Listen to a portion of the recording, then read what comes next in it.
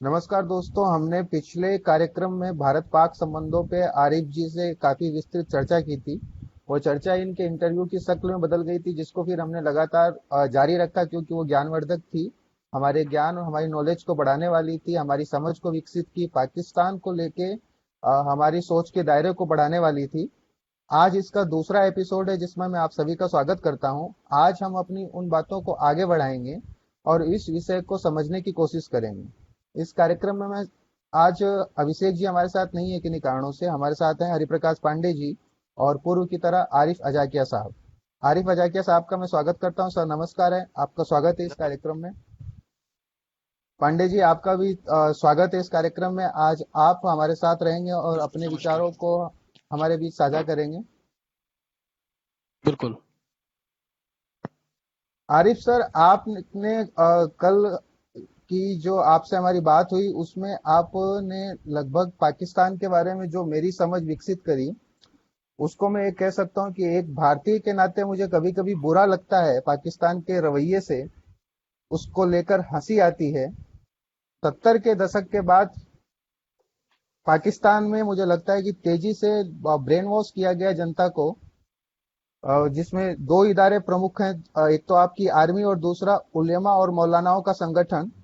उन्होंने एक अपने रंग में रंगा हुआ इस्लाम और अपने रंग में रंगे हुए दुनिया को देखने का नजरिया, जीने का नजरिया विकसित किया और वही समझाया वहां के लोगों को, जिससे उनकी जहनियत का विकास नहीं हो पाया। वो उनकी सोच एक औसत रही। विश्व की समझ और स्वयं इस इलाके में क्या हो रहा है, दक्षिणी एशिया में, इस खित्ते में क्या हो रहा है, उसकी भी वास्तविक समझ उनमें विकसित होने नहीं दी गई। उनसे सूचनाएं रोकी गई, इंफॉर्मेशन रोकी गई। हिस्ट्री की टेक्स्ट बुक्स में देख रहा था सर, आज आने से पहले वो भी मतलब बहुत ही मुझे लगा कि हड़प्पा मोहनजोदड़ो के बारे में आपके यहाँ बच्चों को नहीं बताया जाता, उसके पहले वो नहीं जाते हैं। ये जो मैं बात करूंगा अफगानिस्तान और उससे लगा हुआ पाकिस्तान का पूरा इलाका, ये सारा कभी हिंदू और बौद्ध संप्रदाय का बहुत बड़ा केंद्र था। बामियान की बौद्ध मूर्तियां तालिबानियों ने तोड़ी। तो आखिर ये किया गया और ये लगातार होता रहा। उस समय जो पाकिस्तान में जो बुद्धिजीवी वर्ग है, जो सच को सच कहने का मादा रखते हैं, वो लोग इतना मुखर क्यों नहीं हुए, या फिर उनकी मुखरता को रोकने के लिए, दबाने के लिए पाकिस्तान के शासन ने, वहां के प्रशासन ने क्या क्या हथकंडे अपनाए और कैसे उनको कुचला गया। देखें, अगर हम ज्यादा पुरानी तारीख में तो जाएंगे तो आपको काबुल से लेकर रंगून तक, इवन जापान और कई जगहों पे हिंदुइज्म के हजारों साल पहले के सबूत मिले हैं। जी तो ऑफ कोर्स ये हिंदुइज्म इस इलाके का, बल्कि शायद दुनिया का सबसे पुराना धर्म है। जी और ह्यूमैनिटी के जो मजहब हैं, जो रिलीजन्स हैं, उनको अगर आप स्टडी करेंगे तो hardly you will find A religion older than Hinduism. तो जी बाकी जितने धर्म हैं, जितने रिलीजन हैं, उनके मानने वाले देवर वंस हिंदू। इस जी फैक्ट को मान के आगे चलना जरूरी है, क्योंकि अगर आप इसको डिनाई करेंगे तो you are denying a fact. तो ये जी हर आदमी को कम से कम ये बिलीव करना होगा कि इसकी ओरिजिन में कहीं ना कहीं हिंदू डीएनए शामिल है। अब पाकिस्तान की जो आप डेमोग्राफी की बात कर रहे हैं कि किस तरह पाकिस्तान की डेमोग्राफी चेंज हुई, तो आपको मैं पहले तो ले जाऊंगा 60s में, जब मैं पैदा हुआ था। तो जी 60s का पाकिस्तान इंडिया से इकोनॉमिकली स्ट्रोंगर था। जी उस और समय Pakistan was better than India, जी गोइंग बेटर। बहुत अच्छा रिवोल्यूशनरी एक वो जा रहा था, इकोनॉमी वाज स्ट्रांग। इवन मैं तो 60s की बात कर रहे हैं, मैं 90 में जब मुंबई आया था तो रुपया वाज बिगर देन, पाकिस्तानी रुपया वाज बिगर देन इंडियन रुपया। जी आज इंडियन रुपये के एक रुपए के 2-2.5 रुपया मिलता है पाकिस्तानी। तो जी पाकिस्तान की एक स्टैंडिंग थी। फिर इंटरनेशनली भी पाकिस्तान की एक रेस्पेक्ट थी। जैसे कि आज टेररिस्ट स्टेट के तौर पे जाना जाता है, उस वक्त ये सब चीजें नहीं थी। हम्म और पीआईए और पाकिस्तान के जो ऑर्गेनाइजेशंस थी, उनकी इंटरनेशनल बड़ी अच्छी क्रेडिबिलिटी थी। पाकिस्तान की यूनिवर्सिटीज में दुनिया जहाँ के मुसलमान मुल्कों के स्टूडेंट्स पढ़ने आते थे यूनिवर्सिटीज में। फर्क ये हो गया 79 के अफगान वॉर के बाद और 79 में जो जियाउल हक का जो इस्लामिक रिवॉल्यूशन पाकिस्तान में सो कॉल्ड इस्लामिक रिवॉल्यूशन लाया गया, दैट वाज ओनली एक्सट्रीमिज्म। क्योंकि पाकिस्तान इंडिया का इस्लाम सूफी इस्लाम था, टॉलरेंट इस्लाम था, और many things were derived from Hinduism इस इस्लामिक सूफी इस्लाम में। जैसे कि आप देखते हैं कि एक गणपति उत्सव होता है जिसमें वो मूर्ति को लेके जाते हैं और फिर दरिया में बहा देते हैं, ऐसा कुछ होता है। जी जी, सिमिलर चीज विसर्जन किया होती है जाता है। मुहर्रम में, जब हम ताजिए बनाते हैं और ताजिए लेके वो दरिया में डिबो देते हैं। ये चीज सऊदिया जी वगैरह में नहीं होती, ये चीज तुर्की वगैरह में नहीं होती। ये सूफी इस्लाम था।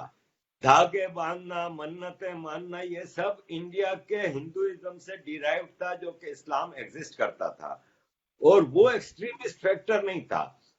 70s की लेट 70s में इंडिया तो उस वक्त बचा रहा, लेकिन पाकिस्तान में चेन ऑफ मदरसा कायम हुई, और जी उन मदरसों में एक्सट्रीम फैक्टर का right wing, extreme right wing का इस्लाम पढ़ाया जाता था। अहले हदीस, देवबंदी, वहाबी, ये सब जो एक्सट्रीम फिरके थे, उससे जाहिर डेमोग्राफी चेंज हुई। इट टुक इयर्स, ये नहीं है कि एक दिन में चेंज हो गया। जनरेशन आफ्टर जनरेशन आपके स्कूल और यूनिवर्सिटी के करिकुलम और वो जो सिलेबस होता है उसमें भी डिस्टॉर्टेड हिस्ट्री डाली गई, और टोटल अपनी ओरिजिन और आइडेंटिटी से दूर रखा गया। हमारे स्टूडेंट्स को सबसे बड़ी बदकिस्मती ये है कि ये नहीं पढ़ाया जाता कि तुम लोग एक इंडिया से तुम लोगों का ताल्लुक रहा है। यही जी। सिखाया जाता है कि तुम्हारा दुश्मन थे ऐसे। ये नहीं बताया जाता कि तुम्हारे अंदर जो खून दौड़ रहा है, जो तुम मट्टी से पैदा हुए हो, वो इंडिया की मट्टी है। ये हमें नहीं पढ़ाया जाता। दूसरा यही पे हमें सर, ये मैं यहाँ पे कुछ जोड़ना चाहूंगा। जैसे कि इंडोनेशिया की बात की जाती है, पाकिस्तान जी में जो पढ़ाया जाता है, जो सिखाया जाता है, वो ऐसा है कि वहाँ के लोगों को, वहाँ के रहने वाले के लोगों को, वहाँ के युवाओं को, यूथ को वहाँ की जड़ों से दूर करता है। इंडोनेशिया में ऐसा नहीं है। इंडोनेशिया में देखा जाता है, रामायण जो है हमारा एक प्रमुख धार्मिक पुस्तक, रिलीजियस बुक है हमारी, आपने भी नाम सुना होगा। रामायण को, रामायण की जितनी सुंदर रामलीला भारत में नहीं की जाती है। रामलीला एक नाटक होता है जिसको जब कहीं 7 दिन, कहीं 11 दिन, कहीं 21 दिन राम जी के जीवन की पूरी कथा को एक नाटक के माध्यम से स्टेज पे करा जाता है। तो जितनी सुंदर रामलीला भारत में नहीं होती, उससे कहीं ज्यादा सुंदर इंडोनेशिया में होती है, और बरसों से होती आई है। तो और इंडोनेशिया के लोग, उनके नोट पे गणपति जी की तस्वीर है। जी बिल्कुल, गणपति जी की तस्वीर है। तो इंडोनेशिया आखिर अपनी जड़ों से कैसे जुड़ा रहा, और आज एक मुकम्मल इस्लामिक मुल्क है, एक आर्थिक इकोनॉमिक ताकत भी है। और पाकिस्तान आखिर क्यों नहीं जुड़ना चाहता? मैं ये जानना चाहता हूँ कि आखिर पाकिस्तान के लोगों को अपने एक पास्ट से जोड़ने क्यों नहीं जोड़ा जाता, उनको सच क्यों नहीं बताया जाता है कि आखिर आप इतने पुराने हो, आपको आज उभरी सभ्यता, चाहे आज पश्चिम जो कुछ कहता है, उसके पीछे भागने की जरूरत नहीं है। आपको खुद को पहचानने की जरूरत है। आप उसको मानते हुए, आप खुद को पहचानते हुए भी किसी भी धर्म का पालन कर सकते हैं, किसी भी धर्म की प्रैक्टिस कर सकते हैं, जैसा इंडोनेशिया में होता है। तो ऐसा पाकिस्तान की शासन प्रशासन, सरकार ने और वहां के लोगों ने यूनिवर्सिटीज में या कॉलेजों में ऐसा करने की कोशिश क्यों नहीं की गई? देखिए, इसके पीछे स्वार्थ क्या था? मैंने कल ही आपको बताया था कि पाकिस्तान एक आर्टिफिशियल स्टेट है, created for some purposes. Indonesia एक हिस्टोरिकल कंट्री है, वो अपनी जड़ों से जुड़ा रहा। पाकिस्तान क्या मकसद लेके बनाया गया था? To keep India engage. तो फिर जी वो ऐसी पॉलिसीज पाकिस्तान में लाई गई 70s में, खासतौर पर जियाउल हक के जमाने में, जब एक anti Hindu, anti India movement को बहुत स्ट्रेंथ मिली। और खास तौर पे हमारी किताबों में हमारे बच्चों को यही पढ़ाया जाता रहा कि इंडिया की तारीख महमूद गजनवी से शुरू होती है। इससे पहले जी तो पता नहीं वहां पे कौन रहते थे, शायद कोई पुराने जमाने के स्टोन एज के लोग रहते थे जिनको दुनिया का कुछ पता नहीं है, ये वो। हालांकि टू कॉन्ट्राडिक्ट, मोइंजोदड़ो इज मौजूद है दुनिया का सबसे ओल्डेस्ट सिविलाइज्ड सिटी। जी मौजूद है इंडिया का मोइंजो-दड़ो, लेकिन इसके बावजूद वो कॉन्ट्राडिक्ट करते हैं कि यहाँ पे मुसलमान मोहम्मद बिन कासिम और महमूद गजनवी सारी डेवलपमेंट लाए, सारे ह्यूमन राइट्स लाए, जबकि इससे पहले तारीख में हमें नहीं नजर आता कि हिंदुस्तान में कोई जुल्म की हुकूमतें हों या हिंदुस्तान में कहीं मसले हुए हों। सदा से एक पीसफुल कंट्री रहा है जिसमें लोग को एग्जिस्टेंस के तौर पे रहते रहे। पाकिस्तान में ये चीजें नहीं बता सकते, इसलिए कि उनको हिंदुस्तान जब तक दुश्मन बना के नहीं रखा जाएगा सामने, तब तक इतनी बड़ी आर्मी की सर्वाइवल का कोई वो नहीं रहता, रीजन नहीं रहता। क्या आर्मी इतनी बड़ी रखने की एक वजह है कि इंडिया इतना बड़ा दुश्मन हमारे पास है। उसके लिए बच्चों को बचपन से तैयार किया जाएगा। आप एक मामूली सी मिसाल देख लें, अभी आप चेक कर लें, वायरल हुई है वीडियो कि जी। इस्लामाबाद में 4 दिन पहले तय होता है कि एक मंदिर बनना है, उसके खिलाफ हाँ। तमाम पाकिस्तानी खड़े हो गए, इवन पॉलिटिशियन, के भाई मंदिर नहीं बन सकता, इस्लामी हम्म, स्टेट में कैसे मंदिर बन सकता है, जबकि जी यहाँ लंदन की हर गली में मस्जिद है। लंदन तो जी इस्लामिक स्टेट नहीं, आप नॉन इस्लामिक स्टेट में मस्जिद बना सकते हो। आज जो वीडियो वायरल है उसमें उस लड़के को दिखाया गया है जो दीवारें तोड़ रहा है, कच्ची दीवारें मंदिर के लिए जो बनाई गई हैं, 4 दीवारी, और साथ में नारे लगा रहे हैं और लोग तालियां बजा रहे हैं।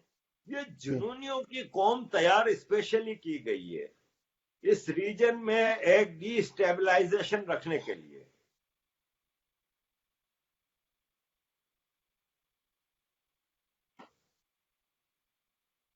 ये वीडियो जब आज मैंने भी देखा ट्विटर पे, तो मुझे भी अंदर से अफसोस हुआ कि आखिर इतनी कम उम्र में बच्चा, जब उसको ये सोचना समझना चाहिए कि वो क्या पढ़े, वो क्या लिखे, वो अपनी जिंदगी को बना कैसे सकता है, इस उम्र में वो इन झंझटों में पड़ा है कि मंदिर बनना चाहिए या नहीं बनना चाहिए।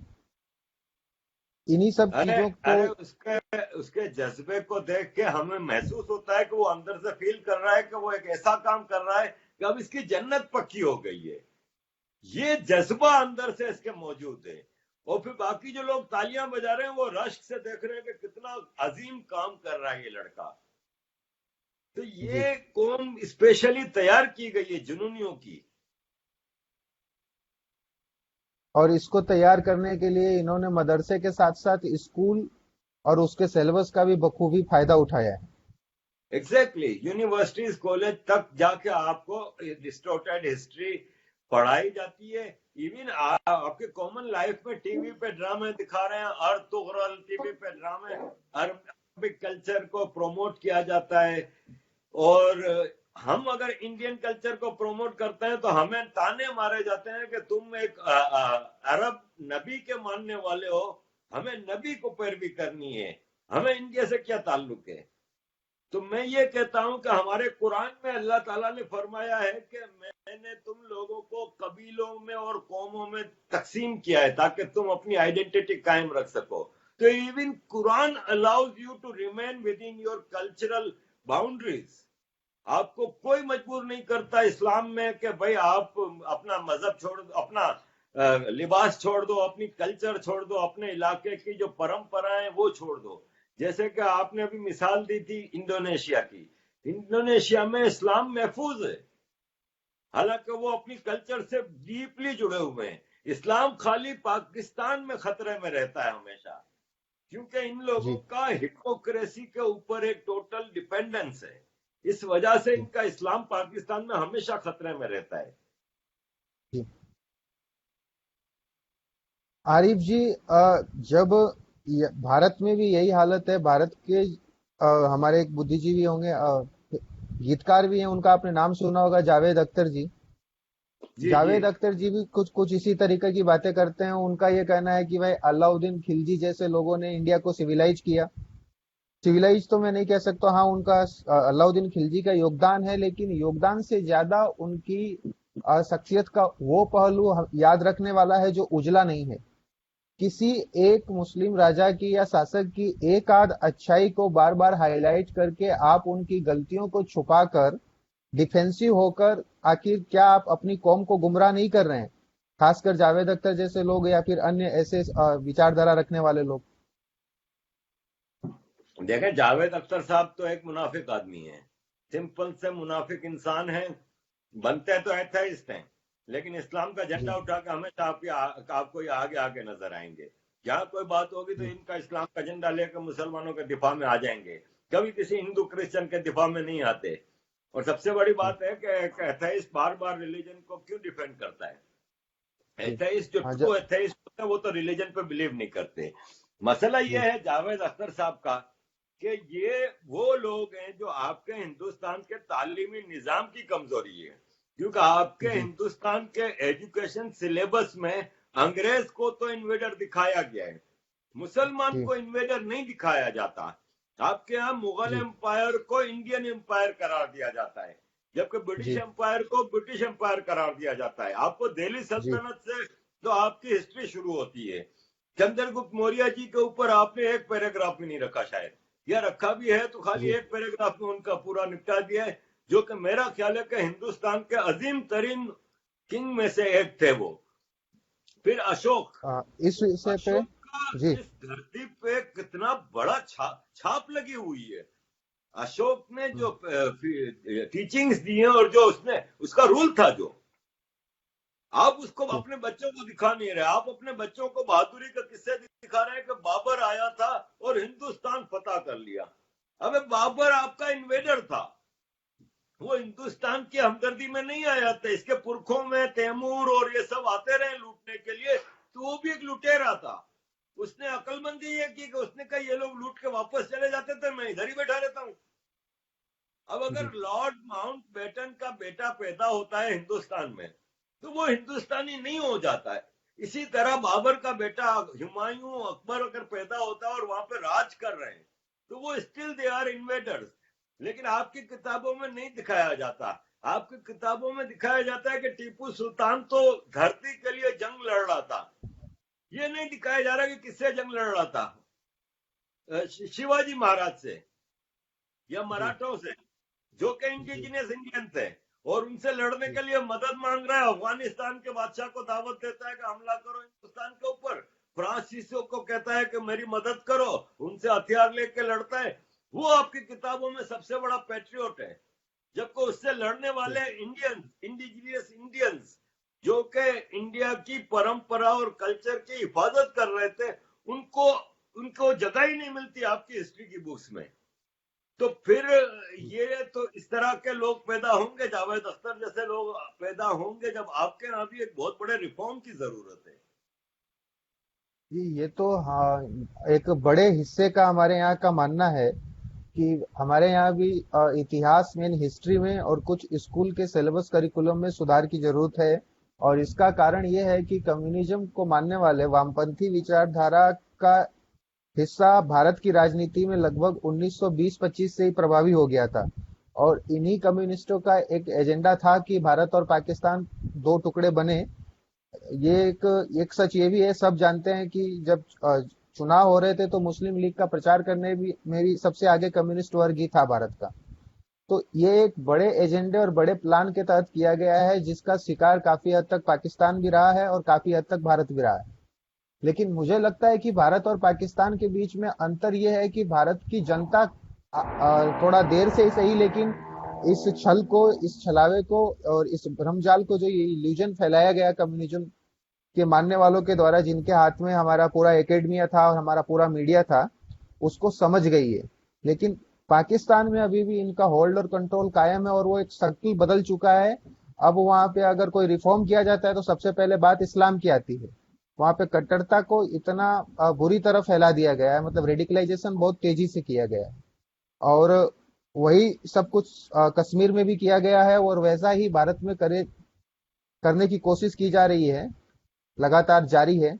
लेकिन भारत की जनसंख्या का एक बड़ा हिस्सा जागरूक हुआ है और पाकिस्तान की जनसंख्या में वहाँ के जो सिविल सोसाइटी है उसके जागरूक होने की, उसके अवेयर होने की जरूरत है। वहाँ पे अवेयरनेस की कमी है। जो कोई फैलाने की कोशिश करता है उसको या तो सुला दिया जाता है या भगा दिया जाता है। आरिफ जी, मैं एक चीज ये जानना चाहता हूँ कि ये सवाल इस मेरी बात में ही था कि भारत हो या पाकिस्तान हो, जब कभी रिफॉर्म की बात की जाती है तो मुस्लिम समाज का एक बड़ा हिस्सा, बड़े उलेमा वर्ग, मौलवी वर्ग लगातार सीधा नाराज हो जाता है। उसको सीधे अपने रिलीजन, अपने धर्म से जोड़ दिया जाता है। जबकि कुप्रथाएं, बैड रिचुअल्स किसी भी धर्म में हो वो मानने लायक नहीं है, उनको छोड़ देना चाहिए। हिंदुइज्म में भी थी, सती प्रथा की बुराई थी, विधवा की वापस शादी नहीं होती थी वो बुराई थी, घूंघट भी था काफी बड़ा, यहाँ तक निकाला जाता था, वो भी छोड़ा गया। धीरे धीरे सारी चीजें छोड़ दी गई, लेकिन यहाँ नहीं हो पाता, इसके पीछे क्या कारण है? और जो देश थे खुले, थोड़े स्वतंत्र थे, ईरान था, तुर्की था, वो भी धीरे धीरे बदल गए और वहां पे भी अब इन नियमों का सख्ती से पालन होने लगा। इसके पीछे का क्या सोच और क्या कारण है, जिसको कि जैसे ही थोड़ी स्वतंत्रता की बात की जाए या रिफॉर्म की बात की जाए तो उसको सीधे इस्लाम पे ही हमला मान लिया जाता है? देखिए, जैसे मैंने कहा कि पाकिस्तान में हमेशा इस्लाम खतरे में रहा है, तो इनको शायद अपने रिलीजन पे या अपने बिलीफ पे शायद इतना भरोसा नहीं। जब भी एक छोटा सा मंदिर बनने से इनका इस्लाम खतरे में आ जाता, या एक आदमी वहां पे खड़ा होकर जय श्री राम बोल देते, इनका इस्लाम खतरे में आ जाता। मसला ये है कि इनका अपना बिलीफ ऑन देयर रिलीजन कमजोर है। जहां तक बात रिफॉर्म्स की आती है, तो देखें, इस्लाम के बारे में ये बड़ा क्लियर कट फिलोसोफर्स का और स्कॉलर्स का मानना है कि ये एक मजहब नहीं है, ये एक strict militarized oppressive system of governance है, जिसमें सबसे पहले तो ये कि एक मुसलमान के लिए वन वे टिकट है कि वो मुसलमान बन गया, इसके बाद कभी काफिर नहीं बन सकता।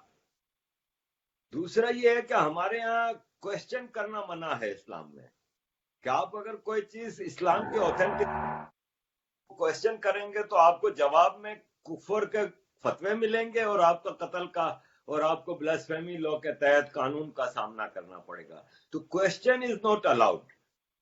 मुनाफकत है ये, रूलिंग ओलिगार्की, खासतौर पर पाकिस्तान में ये सब चीजों के फैसले होते हैं पाकिस्तान की आर्मी की तरफ से, और ये आर्मी वाले शाम को अपने मैस में विस्की के गिलास हाथ में पकड़ के डिसाइड कर रहे होते हैं कि कौम को अब कौन सा नया चूरन बेचा जाए। मुल्लाओं के जरिए ये इस्लाम ऐसा इन्होंने फैलाया है जिसको रिफॉर्म आप कर ही नहीं सकते, क्योंकि इसमें देखें, लेटेस्ट मोबाइल इस्तेमाल कर लेंगे लेकिन औरत को कहेंगे कि बुरके में घूमो। हमने उसी कराची में बचपन गुजारा है, हमारी माँ बहन, हमने कभी बुरके नहीं देखे थे।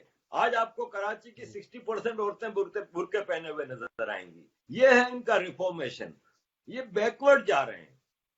एक बड़ा एक लोग मैम बनाते हैं ना, तो एक आदमी ने मैम बनाया था कि time machine is invented, if you want to travel 1400 years back, convert to Islam. तो हमारे मौलवी है ना, वो रिफॉर्म होने के बजाय और बैकवर्ड की तरफ आपको लेके जा रहे हैं, लेकिन खुद गोरों की दी हुई, काफिरों की बनाई हुई हर चीज इस्तेमाल करेंगे, उनकी गाड़ी में बैठेंगे। इवन कोरोना के लिए दुआ ये कर रहे हैं कि जल्दी ये यहूदी को वैक्सीनेशन बनाए तो कोरोना जाए, खुद तो कुछ बना नहीं सकते। इनकी बनाई हुई नॉन मुस्लिम्स की बनाई हुई हर इन्वेंशन से खूब फायदा उठाते हैं, लेकिन अपने ऊपर जो डिपेंडेंट फैमिलीज हैं, खास तौर पे औरतें, अपनी माँ बहन बीवी बेटी को इन चीजों से महरूम रखेंगे, तालीम नहीं देंगे, बुरके में कैद रखेंगे, और उसकी ड्यूटी सिर्फ ये है कि अपने शौहर को सारी जिंदगी खुश रखना है, और कोई काम नहीं है उसकी जिंदगी में, उसकी अतात करनी है, उसकी सिलेवरी करनी है। That is the only task a woman is given in Islam. ये रिफॉर्म नहीं कर रहे, ये तो उल्टा पीछे लेके जा रहे हैं। जितना जाहिल कौम होगी इतना रूल करने में आसानी होगी। आपने इस्लाम के नाम पे 22 करोड़ आवाम को जब जहां जैसे मोड़ना है मोड़ सकते हैं, क्योंकि आपने उनको एक जाहिल फॉलोअर बना दिया है। तो 22 करोड़ को कंट्रोल करने के लिए ये इनका स्पेशल इस्लाम है जो लागू किया गया है। जी, अब मैं इसमें थोड़ा सा पांडे जी को लाना चाहूंगा बीच में। पांडे जी, आपने आरिफ जी को इतना सुना और सुनने के बाद बिल्कुल। में हमने भी समझा, हमने कारण समझा, पाकिस्तान के बारे में हमारी समझ विकसित हुई। मैं आपसे ये जानना चाहता हूँ कि भारत में जो मुसलमानों का जो बिल्कुल। रेडिकलाइजेशन हो रहा है और जो स्थितियां पाकिस्तान के जैसी इस हम्म। सोसाइटी में समाज में बनाने की कोशिश की जा रही है, इसके पीछे का कारण, रीजन क्या हो सकता है? हम्म। देखिए, मैं आरिफ जी को कल भी सुन रहा था और मैंने आज भी सुना, बहुत कुछ सीखा है आरिफ जी को सुन करके, तो बहुत कुछ चीज़ें पता लग रही हैं कि इतिहास ही पूरा बदल दिया गया है, पहली चीज़। जी और दूसरा, जो आरिफ जी बता रहे हैं वो बहुत ही ज्ञानवर्धक चीज़ें हैं। हमारे देश के अल्पसंख्यक समाज को इन सारी चीज़ों को सीखना चाहिए, और हमारे देश के ही नहीं, मैं तो कहता हूँ पाकिस्तान के भी बहुसंख्यक समाज को इस चीज़ से सीखने की आवश्यकता है। और बहुत ही अच्छी बात जी कर रहे हैं उन्होंने, जितनी भी बातें बोली हैं, चाहे वो सेना के बारे में बोला उन्होंने कि वहाँ की सेना डिसाइड करती है कि उन्हें कैसे चलाना है, पाकिस्तान के लोगों को उनके बीच में क्या फैलाना है, क्या चलाना है, उनको क्या सीख देनी है। तो ये बहुत सारी चीज़ें निकल करके सामने आती हैं जो बहुत ही शिक्षाप्रद हैं, ये जानना बहुत ही आवश्यक है। जैसे अभी बताया आदित्य जी ने कि वहाँ के बच्चों को, जो बहुत कम उम्र का बच्चा है, जिस वीडियो का चर्चा कर रहे थे आप, वो बच्चा ऐसा कर रहा है जैसे लग रहा है कि वो जो है ईश्वर को प्राप्त हो गया है, खुदा को प्राप्त हो गया है, वो खुशी उसको मिल रही थी एक ऐसा काम, एक गलत काम करने के बाद। तो इस तरह की जो भावना है, उस तरह की भावना से चाहे इंडिया हो चाहे पाकिस्तान हो, हर देश के, मैं कहता हूँ अगर ये हिंदू भी ऐसा करते हैं तो उनको भी इस चीज से निकलने की आवश्यकता है। तो ये सीख हमें और हमारे पड़ोसी देश या हमारे बहुत ही पास पड़ोसी देश पाकिस्तान को भी इन सब चीज़ों से सीख लेने की आवश्यकता है। जी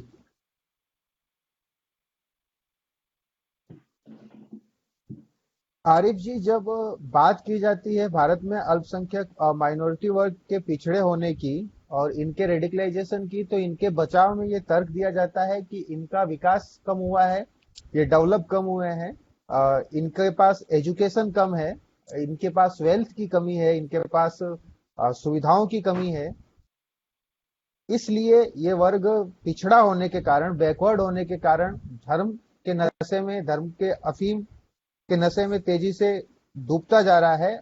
इस प्रकार के तर्क से, इस लॉजिक से यहाँ पे इन चीजों का मुख्यतः मैक्सिमम टाइम बचाव किया जाता है। तो क्या आप इस तर्क से सहमत हैं कि डेवलप नहीं होने से, एजुकेशन की कमी होने से, वेल्थ की कमी होने से ये कौम अपना आर्थिक, सामाजिक और मानसिक विकास नहीं कर पा रही है? नहीं, देखें, हिंदुस्तान के मुसलमानों के साथ एक मसला है, इनकी जो बैकवर्डनेस को आप ले लें या उनकी जो डेवलपमेंट ना होने का, उसके कई कारण हैं।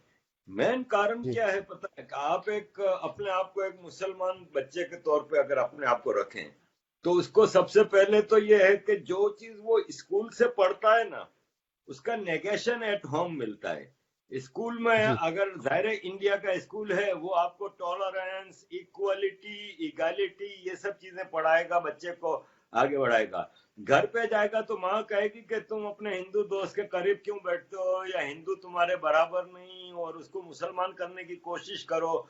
दूसरा, उस बच्चे को बचपन से अरबिक भी पढ़नी पड़ती है, क्योंकि जी उसको कुरान भी पढ़ना सीखना पड़ रहा है। अब आप जी स्क्रिप्ट को देखें तो हिंदी स्क्रिप्ट अलग, उर्दू जी स्क्रिप्ट अलग, इंग्लिश जी स्क्रिप्ट अलग, फिर जी अरबिक, टोटली डिफरेंट जी लैंग्वेज।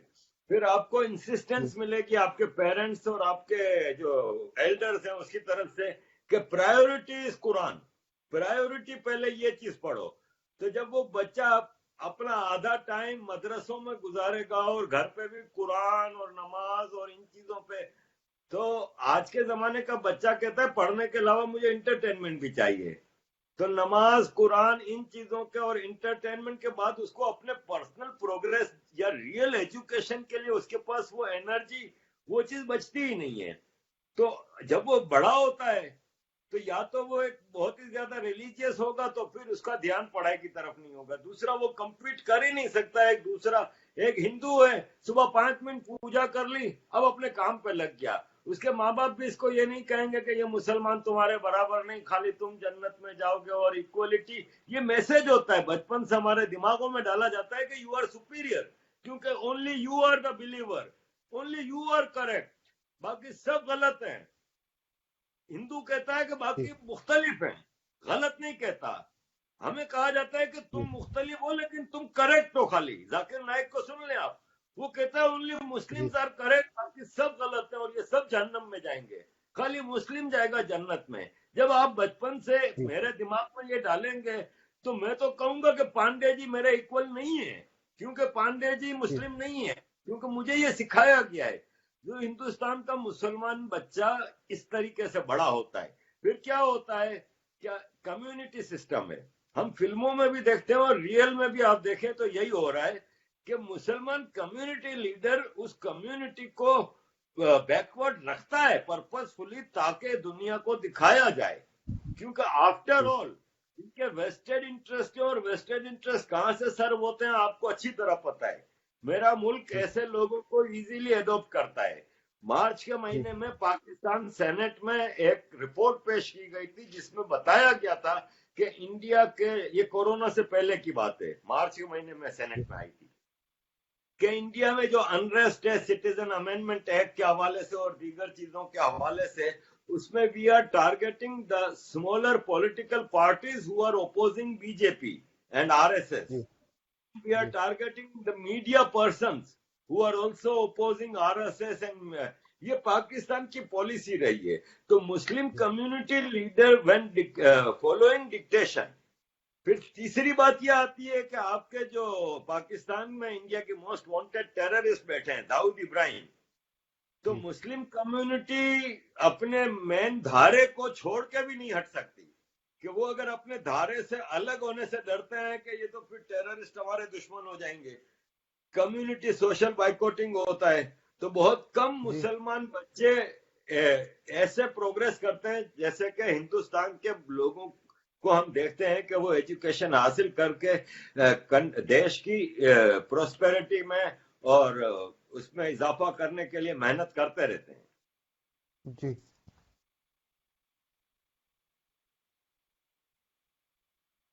हमारे यहाँ लाइट चली गई बीच में क्योंकि बारिश का मौसम है।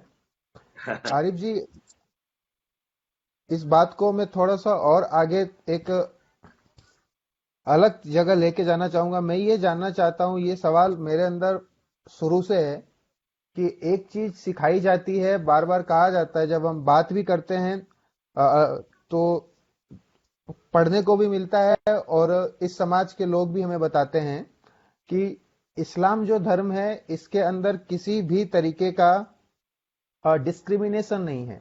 सभी बराबर हैं, सभी समान हैं, सभी एक ही ईश्वर की, भगवान की, अल्लाह की पूजा करते हैं। सबके लिए एक ही कानून है, एक ही नियम है। लेकिन जैसे जैसे मैं बड़ा हुआ, मैंने दूसरी चीजें पढ़नी, देखनी और सीखनी चालू की। मुझे इनमें भी अंतर दिखा। शिया अलग हैं, सुन्नी अलग हैं, अहमदिया अलग हैं, अलग अलग फिरके हैं। फिरकों में भी अपनी चीजों को मानने के तरीके और ढंग अलग हैं। तो ये कहना कि इस्लाम में जाति के नाम पे या किसी वर्ग के नाम पे बंटवारा किसी भी तरीके का नहीं किया गया है, सब एक हैं, कहाँ तक सही है कहाँ तक गलत है? देखिए, हमारे नबी पाक ने अपने आखिरी खुतबे में ये कहा था कि इस्लाम में काले को गोरे पे सुपीरियरिटी हासिल नहीं है। एवरी जी human being is equal, only their deeds decide कि दे आर बेटर और वर्स। जी लेकिन अगर आप, ये तो हमें ऐसे जनरली आपको हर जगह मिलेगा कि हमारे प्रॉफिट ने ये कहा कि काला गोरा सब बराबर हैं, लेकिन जी उन्होंने क्लियर अल्फाज में कह दिया कि खाली मुसलमान, क्योंकि अगर आप मुसलमान नहीं हो तो आप इक्वल नहीं हो सकते। इस्लाम ने जी साफ अल्फाज में लिखा है कि खुशखबरी दे दी, कुरान में है, अल्लाह ने कहा है खुशखबरी दे दो इनको कि तुम लोगों ने कलमा पढ़ लिया, तुम लोग दीन में आ गए, तुम लोगों पे जन्नत हराम हो गई। सिर्फ तुम लोगों जी के लिए जन्नत हलाल है, बाकी किसी के लिए नहीं। ये जन्नत मैंने स्पेशली बिलीवर्स के लिए बनाई है। इस तरह कुरान में जी बार बार खुशखबरियां दी गई हैं। तो ये डिस्क्रिमिनेशन नहीं है। मैं जी बोलूंगा तो मुझे मेरे ऊपर फतवे लग जाएंगे। मैं तो समझता हूँ ये फैशिज्म है। जब आप ये बार जी बार कह दो कि खाली तुम लोग बेहतर हो, खाली हिटलर का नारा क्या था? Super race, German super race, blue जी आईज ब्लॉन्ड हेयर्स। तो ये जी क्या है कि आपने कलमा पढ़ लिया, इसलिए आप खाली दुनिया में हलाल कौम हो, बाकी सब हराम कौमें हैं। तो बिल्कुल है डिस्क्रिमिनेशन। फिर दूसरा ये है कि हमारे यहाँ कहा तो जाता है कि डिस्क्रिमिनेशन नहीं है, लेकिन जितना क्लास सिस्टम हमारे यहाँ है कहीं नहीं है। जी सैयद सैयद वो लोग हैं जो हमारे नबी की नस्ल से आए हैं, ठीक है, जिसका जी नाम क्या आगे सैयद नसीरुद्दीन शाह लिखा हुआ है, सैयद कायम अली शाह, ये सब सैयद हैं। Syed can not get married outside Syed community. क्यों भाई? जब डिस्क्रिमिनेशन नहीं है, एक गैर सैयद सैयद से शादी नहीं कर सकता, इट इज नॉट अलाउड। इस तरह के डिस्क्रिमिनेशन क्लास वाइज बहुत मौजूद हैं। हमारे खलीफा जितने थे उसमें क्लास सिस्टम मौजूद था। भाई हिंदुओं में तो नाम लेके एक सिस्टम मौजूद है कि ब्राह्मण और शूद्र और जो कास्ट सिस्टम है, हमारे यहाँ नाम का तो सब बराबर है लेकिन कोई बराबर नहीं है। पूजा होती है मौलवियों की, बाकायदा पूजा होती है उनकी। तो ये धर्म देखें, बात दरअसल क्या है कि 1400 साल पहले आया धर्म में, हम मौलवी से उसमें सीखने की कोशिश करते हैं। मौलवी अपने हिसाब से, और मौलवी के पीछे जो पावर दें वो एक मैसेज फॉरवर्ड कर रहा होता है। मैं धर्म को सिर्फ इतना मानता हूं कि मैं हिंदू धर्म से भी अच्छी अच्छी चीजें निकाल रहा हूं, मैं मुसलमान धर्म से भी, क्रिश्चियनिटी से जो अच्छी अच्छी चीजें हम कर लेते हैं। हम क्रिसमस भी मनाते हैं, हम दिवाली भी मनाते हैं, हम ईद भी मनाते हैं, हम सब अच्छी अच्छी चीजें रख लेते हैं। जहां पे कोई क्लेश आता है कि युद्ध करो, जिहाद करो, क्रूसेड करो, हम कहते हैं हमारा काम ही नहीं है, जाओ भाई। ये है हमारा इस्लाम। तो फर्क है, देयर इज डिस्क्रिमिनेशन इन इस्लाम। कोई भी मेरे सामने बैठ जाए, मैं उसको साबित कर दूंगा कि हाँ है डिस्क्रिमिनेशन इस्लाम। खाली बोलने की हद तक नहीं है लेकिन प्रैक्टिस में है।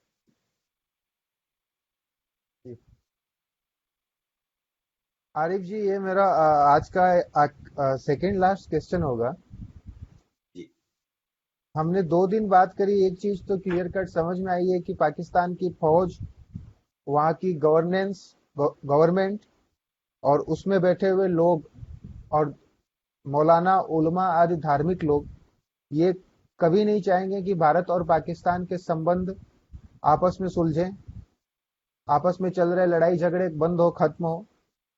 तो इसके बीच में आखिर क्या रास्ता हो सकता है कि जिससे कि दोनों देशों की जनता इस चीज को समझे, और पाकिस्तान में शायद क्या कभी कोई आंदोलन खड़ा होगा, वहां की सिविल सोसाइटी जागेगी, कभी विरोध करेगी, कोई क्रांति होगी फौज या शासन के इन नियमों के खिलाफ, जो आज 21वीं सदी में भी पुराने जमाने के हैं। देखिए, मसला यह है कि पाकिस्तान में इतना सख्त किस्म का मार्शल लॉ है, खासतौर पे इस वक्त, क्योंकि ये सिविलियन फॉर्म में मार्शल लॉ ही है। पाकिस्तान में आवाज उठाने की इजाजत बिल्कुल नहीं है। इवन हम जो यहाँ लंदन से बैठ के आवाज उठाते हैं तो हमारी चीजों को वहां पर ब्लॉक किया जाता है। अब कुछ अरसे से आपने देखा, पाकिस्तान से कुछ जर्नलिस्टों ने अपने यूट्यूब चैनल को प्रमोट करने के लिए इंडिया के लोगों को, मुझे, तारिक फता भाई को, लोगों को इंटरव्यू लेने शुरू किए, जिससे उनकी ऑडियंस भी बढ़ गई और व्यूअरशिप। अब पाकिस्तानी रुपए में अगर 1000 पाउंड किसी को मिल जाए तो मतलब 2.5 लाख रुपया मिल गया महीने का। आरजू काजमी का वीडियो देखा था मैंने आपका। आरजू काजमी है, एक और काजमी है, कमर चीमा है, फखर भाई है। अब क्या हुआ कि लास्ट वीक FII ने एक लिस्ट निकाली और इन सबको नोटिस गए और इनको बुलाया है कि हाँ भाई, आपके ऊपर नेशनल ट्रीजन का केस बन सकता है, आप बताएं, आप सफाई पेश करें। तो जो खुद नहीं बोल रहे, खाली हम लोगों के इंटरव्यू चलाने पे जिनके ऊपर इंक्वायरियां हो रही हैं। जियो, पाकिस्तान का जंग एंड जियो ग्रुप सबसे बड़ा अखबार है और ग्रुप है, उसका मालिक कितने महीनों से अंदर बंद बैठा है फॉल्स केसेस पे। हालांकि I am not a fan of Jio या उसके मालिक का फैन नहीं हूं, ये पाकिस्तान की कैपिटलिस्ट क्लास है, लेकिन फॉल्स एंड फैब्रिकेटेड केसेस पे 25 साल पुराना केस, 70 साल पुराने केस में, कोई माइनर से केस में एक बिलियनर आदमी है, हैसियत वाला है, पैरेलल गवर्नमेंट चलाता रहा है। जियो एंड जंग पाकिस्तान में मॉन्स्टर ग्रुप था, है, बंद है कई महीनों से। तो ये काइंड ऑफ मार्शल लॉ में अगर आप समझते हैं कि सिविल सोसाइटी या सैन वॉइसेस पाकिस्तान से उठेंगी, तो जो उठना चाहता है उसको मार दिया जाता है। भाई पंजाबियों से उठी गुल बुखारी, जनरल की बेटी, अहमद वकास गोराया, लाहौर का जाट पठान पंजाबी, इन लोगों को उठा के मारा कूटा, इनके साथ कई महीनों तक टॉर्चर होता रहा। क्या हुआ? मुल्क छोड़ के भाग गए बेचारे, हमारी तरह बाहर बैठ के गालियां देते हैं। लेकिन मसला ये है कि अंदर से कोई आवाज उठाने जैसा है नहीं। आपके यहाँ तो झूठा प्रोपेगेंडा जहर उगल रहे हैं, राणा अयूब और सपा और ये सब, कोई रोकने वाला जी नहीं है। आपके यहाँ फ्रीडम ऑफ स्पीच को हेट स्पीच बना के खूब प्रोमोट किया जा रहा है, कोई नहीं रोक रहा। हमारे यहाँ जी तो जी फ्रीडम ऑफ स्पीच नाम की चीज ही नहीं है। हाँ, आप जी आर्मी का जो प्रोपेगेंडा है उसको प्रमोट करें, आर्मी की दी हुई डिक्टेशन पे चलें, तो आपके पास लाइफ की हर सहूलत हासिल है पाकिस्तान में। पाकिस्तान जी के वो जर्नलिस्ट जो आर्मी लाइन को रिलीजियसली टॉक कर रहे हैं ना, वो 7 स्टार लाइफ गुजार रहे हैं। इनकी दुनिया के कई मुल्कों में प्रॉपर्टी हैं, खाली दुबई और पाकिस्तान में नहीं, कई मुल्कों में ये जी पाकिस्तान के जो जर्नलिस्ट हैं। जी मैं कई जर्नलिस्टों को जानता हूं जिनके बच्चे यहाँ यूरोप में पढ़ते हैं, तो उन्होंने बंगले खरीद के दिए अपने बच्चों को कि हॉस्टल में नहीं रहना, इधर तुम्हारे लिए बंगले खरीदे हैं, जी जी जर्नलिस्ट। तो ये सारी सूरत हाल है पाकिस्तान में। सैन वॉइस का आना मुमकिन नहीं। पाकिस्तान का हल बगैर फोर्स यूज किए मुझे नजर नहीं आता। जैसे 1971 में पाकिस्तान ने कत्लेआम किया, बंगाली औरतों का, मिलियन औरतों का रेप किया, बंगाली इंटेलेक्चुअल्स का जेनोसाइड हुआ है, बंगाली इंफ्रास्ट्रक्चर को तोड़ा गया, आखिर में रोड्स और रेलवे स्टेशन और उनको तबाह किया गया। आना पड़ा फिर इंडिया को ना, क्योंकि जी आफ्टर ऑल वो इंडिया की धरती के बच्चे हैं जितने भी, चाहे वो सिंध से हो, बंगाल से हो, आसाम से हो, कहीं से भी हो। जी जी आखिर आना पड़ा इंडिया को, रोकना पड़ा बाय फोर्स। जी यही वापस नजर आ रहा है कि बलोचों का कत्लेआम जारी है, सिंधियों का, मुहाजिरों का। आज 5 जुलाई है। 5 जुलाई को पाकिस्तान के तमाम मिसिंग पर्संस के जो ऑर्गेनाइजेशन है उन्होंने एक ट्रेंड चलाया है। पाकिस्तान में टॉप ट्रेंड है इस वक्त कि रिलीज ऑल मिसिंग पर्संस। जी ये कौमों का जेनोसाइड पाकिस्तान की आर्मी बैठ के यहाँ पे कर रही है। इसको बाय फोर्स ही रोका जा सकता है। कोई आप ये एक्सपेक्ट करें कि विद इन पाकिस्तान कुछ होगा, नो चांस। जी आरिफ जी, जाते जाते मैं आपसे ये जानना चाहूंगा, पूछना चाहूंगा कि इन सूरतों में जब अभी प्रेजेंट में और आगे भविष्य में भी भारत और पाकिस्तान के रिश्ते सुधरते नहीं दिख रहे हैं, तब आप भारत की जनता को खासकर और पाकिस्तान की आम आवाम को क्या संदेश देना चाहेंगे? देखिए, मैं क्या तो पाकिस्तान है ना, उसकी जो पिंड ट्वीट होती है वो यही है कि कम बैक टू ओरिजिन। आप जी अपना डीएनए नहीं चेंज कर सकते।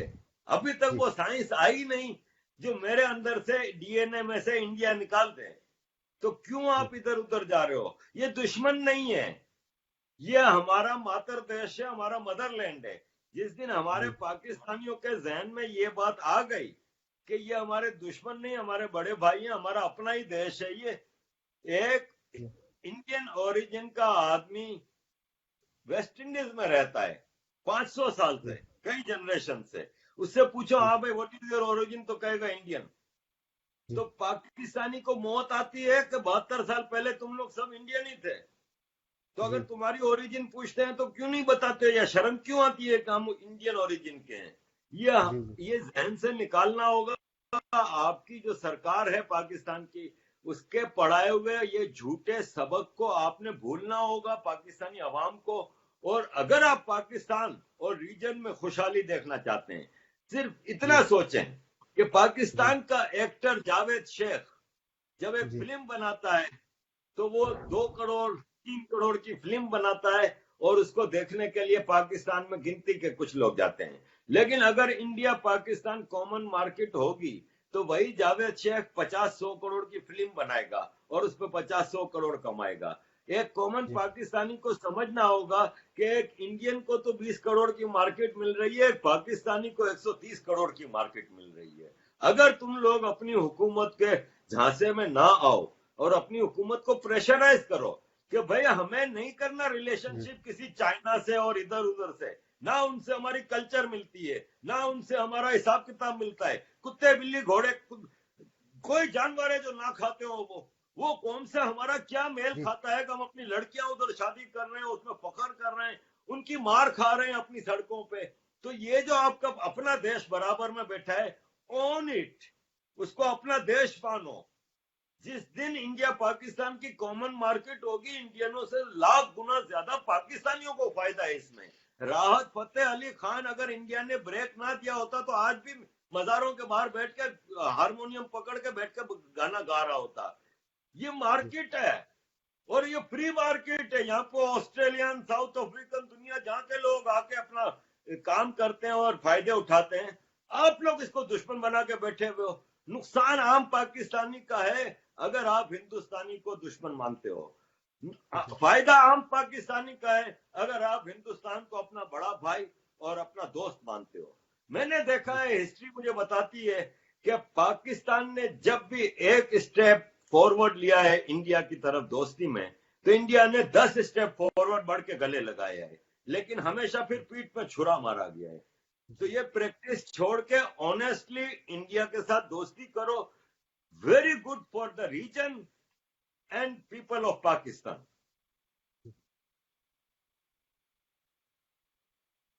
आरिफ जी, आपको लगातार हमें 2 दिन समय देने के लिए मैं बधाई देता हूं। इन 2 दिनों में आपसे चर्चा करके हमारी समझ भारत और पाकिस्तान के रिश्तों को लेकर काफी विकसित हुई है। हमसे जुड़े लोगों को भी बहुत सारी नई चीजें, नए तथ्यों, नए फैक्ट्स पता चले हैं। इन सबके लिए आपका हार्दिक आभार। आज फिर हमें समय देने के लिए आपका दिल से शुक्रिया। साथ कर पांडे जी को भी मैं धन्यवाद देता हूं जिन्होंने समय निकाला, और दर्शकों को भी कि वो इसे देखें और पसंद आने पे शेयर भी करें, जिससे कि अन्य लोगों की भी जानकारी बढ़े। धन्यवाद आप सभी का।